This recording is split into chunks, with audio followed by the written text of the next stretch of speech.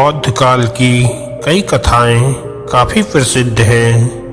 इनमें कौशाम्बी के राजा उदयन की भी एक कथा है। उदयन बौद्ध भिक्षु की कुटिया में जन्म लेकर राजा बने थे।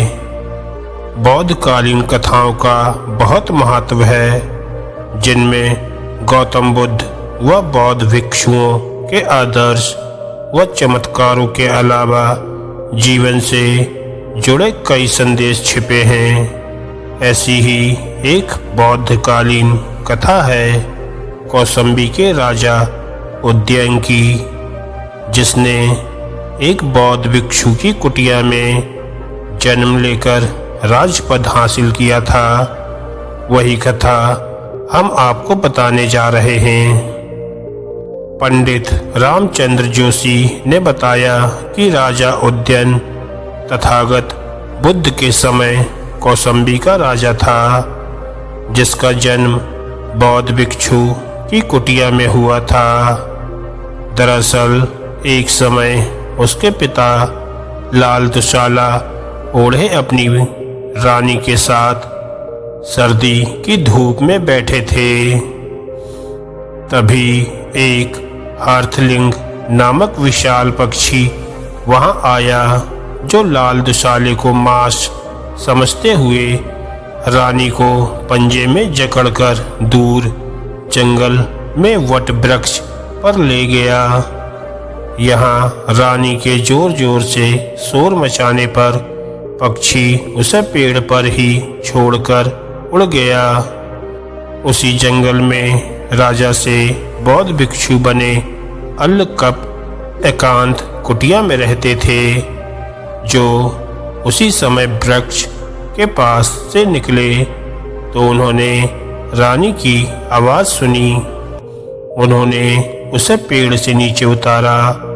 उस समय गर्भवती होने पर रानी को प्रसव पीड़ा भी शुरू हो गई, जिसे देखकर भिक्षु उसे अपनी कुटिया में ले गए। यहाँ रानी ने एक पुत्र को जन्म दिया।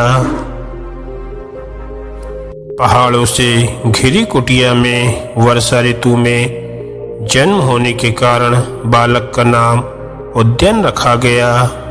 इसके बाद जब रानी ने अपने राजापति व राज परिवार के बारे में बताया तो अल्लकप ने ध्यान किया, जिसमें उन्हें रानी के पति की मृत्यु की जानकारी मिली।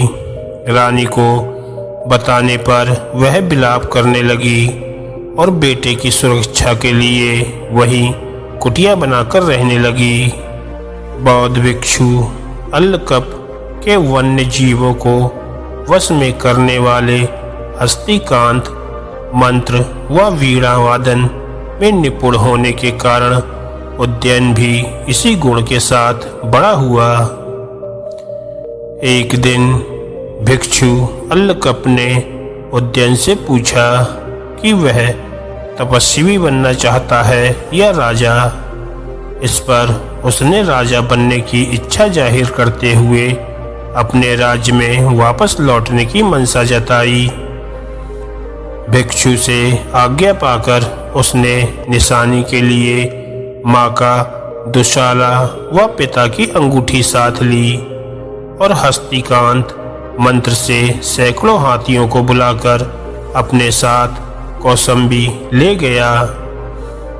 रास्ते में वह घोषणा करता हुआ गया कि जिसे भी धन वैभव चाहिए वह उसके साथ हो जाए। यह सुनकर सैकड़ों युवक उसके साथ हो गए। इसके बाद उदयन के हाथियों व युवकों ने कौशाम्बी को घेर लिया। उसने नगर के शासकों को संदेश भेजा कि उसके पास रानी का दुशाला और राजा की अंगूठी है। वही राजा का एकमात्र पुत्र होने के नाते राज्य पाने का अधिकारी है।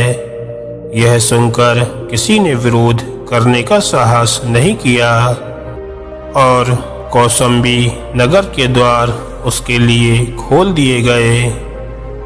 राजपुरोहित ने उसके माथे पर तिलक कर उसे कौशाम्बी का राजा नियुक्त किया। धन्यवाद दोस्तों।